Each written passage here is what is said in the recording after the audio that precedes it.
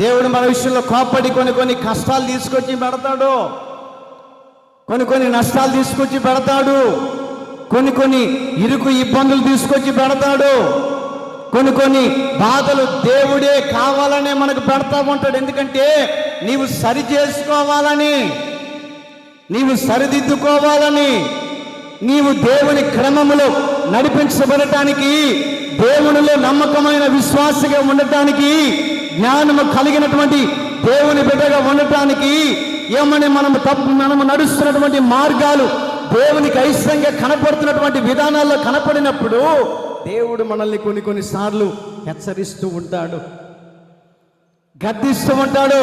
సరి చేసుకో.